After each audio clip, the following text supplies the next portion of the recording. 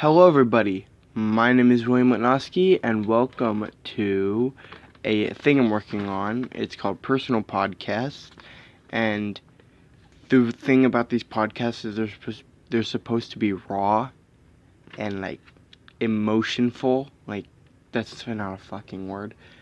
Like full of emotion, raw, and like basically no editing goes into these. Not even a thumbnail. Well, at the time of making this, I don't plan on using a thumbnail, but maybe I will later to spice it up. But these are not meant to be stylish. These are meant to be just personal. If you don't care about my personal stuff, and I'll know by how many views this gets, then don't watch. But we're going to attempt anyway. We're going to start with top 10 songs I relate to. These are in no specific order of how much I relate to them. These are just 10 songs I know that I relate to. Hell, I even wrote them out of order. Like, I put down on the paper, I put down 10, 9, 8, 7, 6, 5, 4, 3, 2, 1. And then I'd write like 3, 8, 6. 1 was like one of the last ones I came up with. Anyway, we're going to get started with number 10. At number 10, we have The Rhyme by Scratch21. Hold on.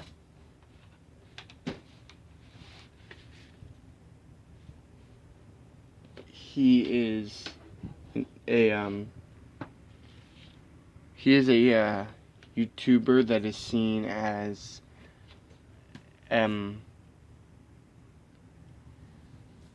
he's like a one-man band basically. One of the cool things about Scratch21 is the fact that there are so far only like seven to 8 original songs. I'm not even quite sure if there are that many, but the EP I listened to a bunch of times, the EP known as Scratch21, and I relate to almost all the songs except for Happy Family, because I'm not having sex with my family. It's fucking weird. But I relate to The Rhyme the most because of the horrific first everything years of my life where I was bullied, tormented, and driven insane by the people who wanted nothing more than to see me cry.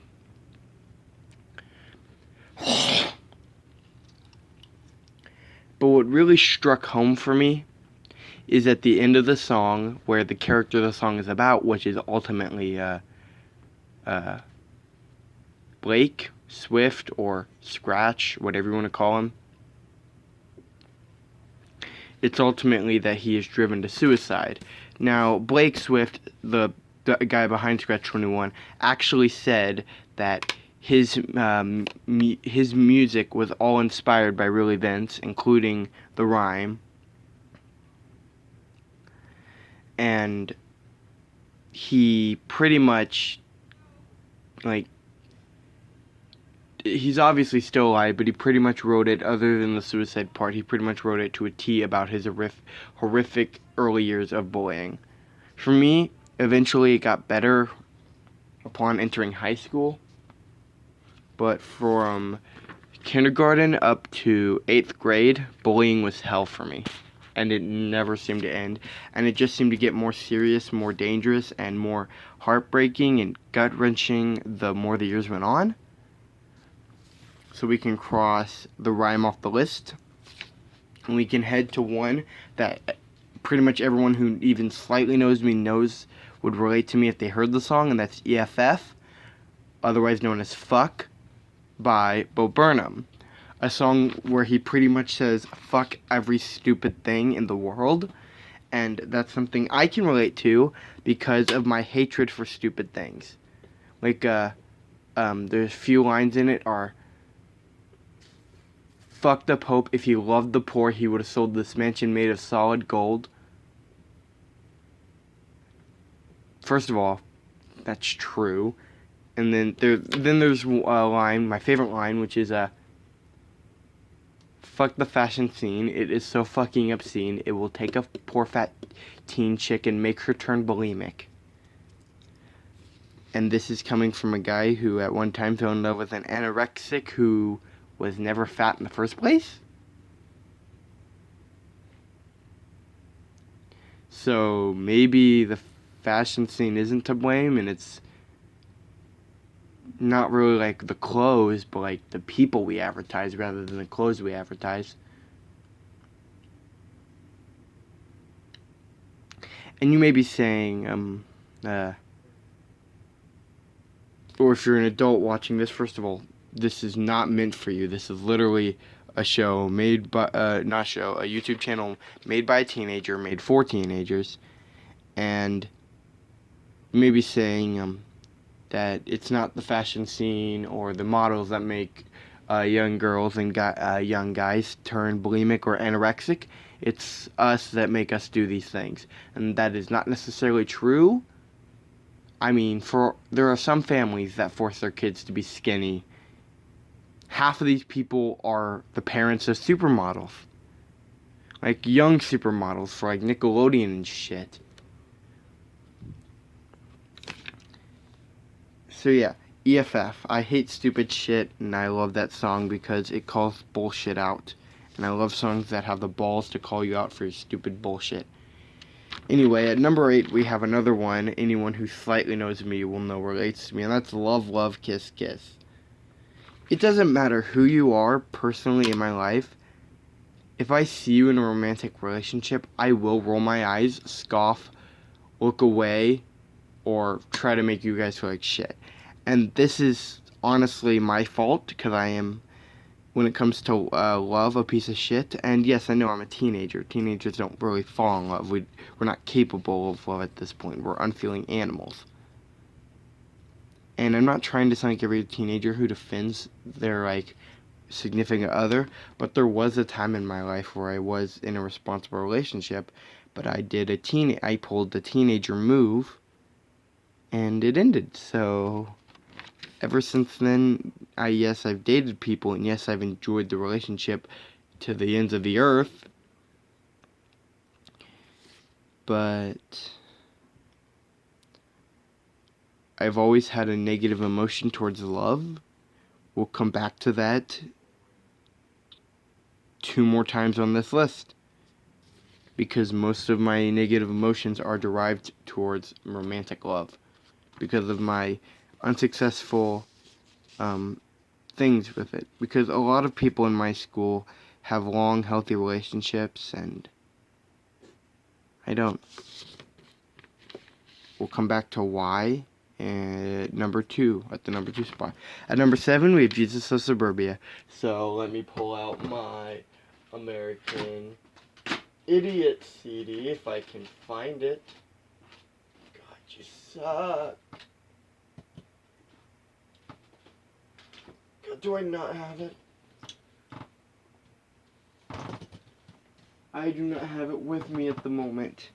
So I'm just going to try to memorize. So first we have Jesus of Suburbia, where he admits that he is a son of rage and love and a product of his own environment, basically blaming other people for his problems, something I used to do a shit ton. Then in City of the Damned, he brings about how much he hates his town, and I hate Lafayette, Indiana with a burning passion. Then in, okay, and I don't care, he brings up pretty much how he doesn't care. In Dearly Beloved, he tries to find, like, I care about nothing, by the way, which, well, very little. I care about a few people, and that's it.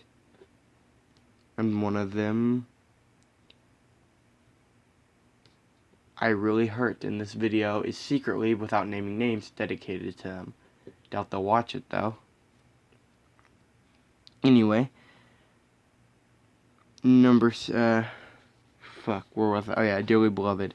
That's him trying to find a reason to stay with the life he has. That's me almost every day. I'm constantly trying to find reasons not to just book it and leave a person I was planning on going on a road trip with, just leaving them behind, which is something I really want to do because I can't stay in this town. I can't have any memories of this town. Basically, once I move out after coming of age of 18, I never want to remember my experiences with this town, Delphi, or the entire state of Indiana. I want to completely forget my past. Not that it was horrible, but just so much unluck, so much bad luck came from it, and I don't want to remember any of it.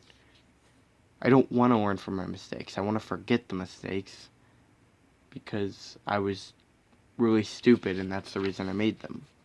And I've grown as a person since then, so I might as well forget the mistakes. Because they don't, help me. They burn up inside and cause me to cry at night. Hope this video got depressing, and no, it's not getting better from here, so strap in. Anyway, in your you're leaving home, or whatever the last part is called, Jesus, or Jimmy, decides it's time he can go. And so that's what he does, and that's what I'm doing when I leave. So that's how Jesus of Suburbia relates to me. Number 6, we have About a Girl by The Academy is ...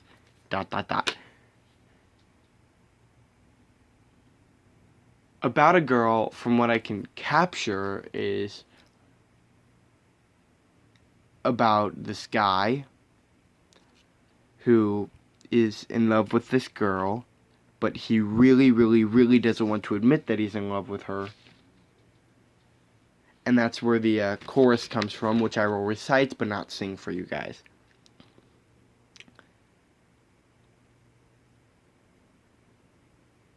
The chorus changes, so I'll be telling you when it changes. Okay, so it's I'm not in love. This is not my heart, which is later changed to This is not your song. So it's clearly a song he's written about a girl, but he also wants to remind the girl, in case she ever reads it or hears it, that it's not about her.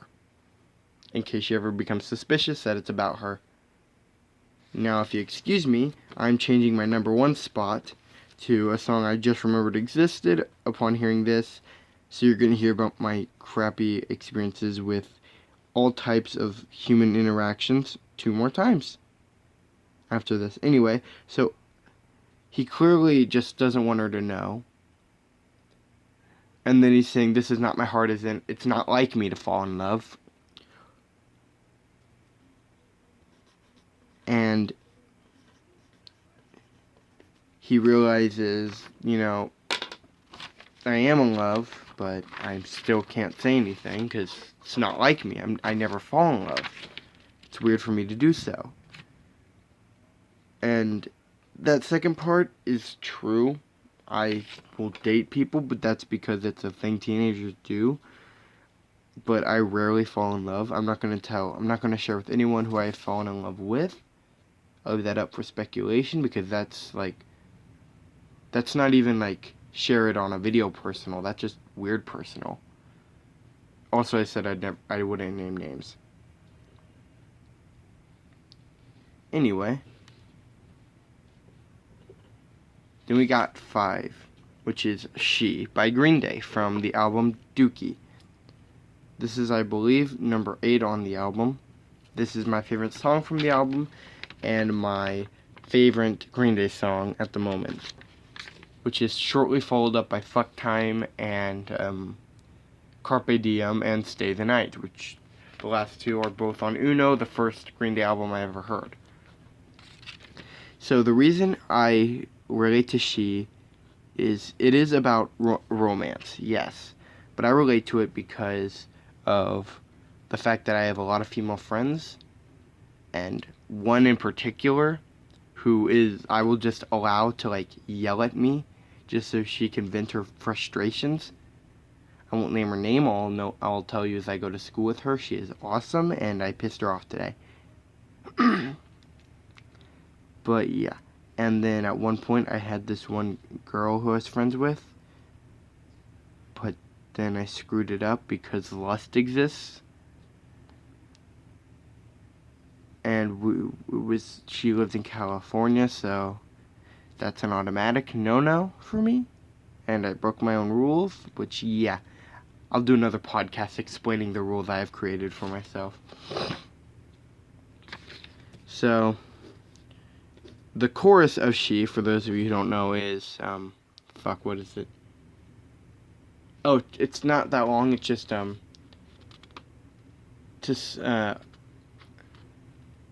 are you, left out, wait. I'm pretty sure it's Are You Left Out, but I don't quite know about that part. But it's Are You Left Out in a world that's been planned out for you? Are you feeling like a social tool without a use? Scream at me until my ears bleed. I'm taking heed just for you. So that should explain everything, and we're going on to probably the most gut-wrenching song I've ever heard, which sucks because everyone else makes fun of it, at least at my school.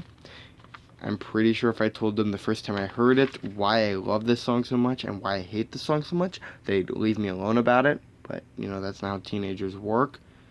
The song is How to Save a Life by the punk rock band The Fray. It is one of the more slower and heartfelt songs. I first heard it on the way to, it was playing on the radio on the way to my great grandma's funeral. My aunt, she barely counts as an aunt, but someone was driving me who I considered an aunt at one point. And it just came on, and I cried to this song, and every time I hear it, I'm reminded of my great-grandma, who would never have any interest in this song anyway. So we're going to move on to something less depressing, which is number 3, High Hopes. This one is about Brandon's mom. I'm assuming the song's about Brandon's mom, and how she's telling him that he's got to make his own destiny because one has not been planned out for him. He's got to do his own thing. He's got to live his own life. And all he has is his hope. He doesn't have anything else except hope. And that's me, because that's literally all I have. I have hope and an extreme lack of friends and an extreme lack of social skills and the passion to do great things, even though the majority of my brain is telling me these great things will backfire and I'll end up alone. But I have no choice but to have high hope. At number 2, we have Sugar, We're Going Down. A song I relate to because of we're going to make this one quick so we can go on to number 1 so this video doesn't run over 25 minutes. So Sugar, We're Going Down is pretty much really stupid. Really stupid. And why I relate to it, because I don't even know what the song's really about in regards to how I relate to it. But I relate to the part of the song I thought was about misunderstanding his relationship, being scared to commit, and feeling like their relationship's going to crash and burn, hence the title, Sugar, We're Going Down. Spoiler, it always crashes and burns. And at number 1, we have the My Chemical Romance song, and this one I actually relate to the most, I'm not going to lie.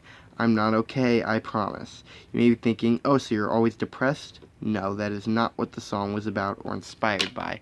In order for you to know how I relate to it, I have to tell you what the song was inspired by. Gerard Way, the lead singer of MCR, was inspired to write the song after he, as a fat, lonely kid back in high school, fell in love with this hot chick who was way out of his league, and they started, going out. And so, what happens? She leaves him for someone else. Let me rephrase. She's going on vacation somewhere, or as he puts it, she's going on vacation somewhere, and she wants to be open so she can have sex and whatever. And she can't do that if she's dating Gerard. And that's how I relate to the song. You see, in regards to romantic love as a teenager, we're all shitty people. We all do things we regret. We all make mistakes.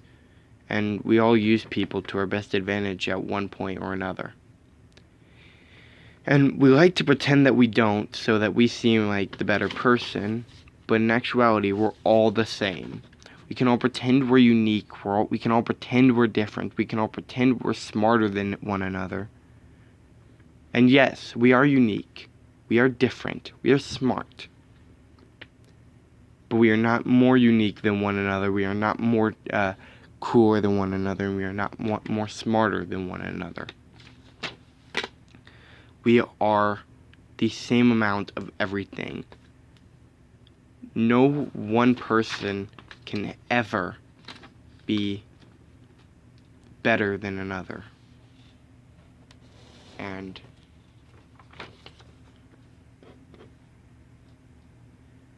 that is like the greatest lesson I have ever learned.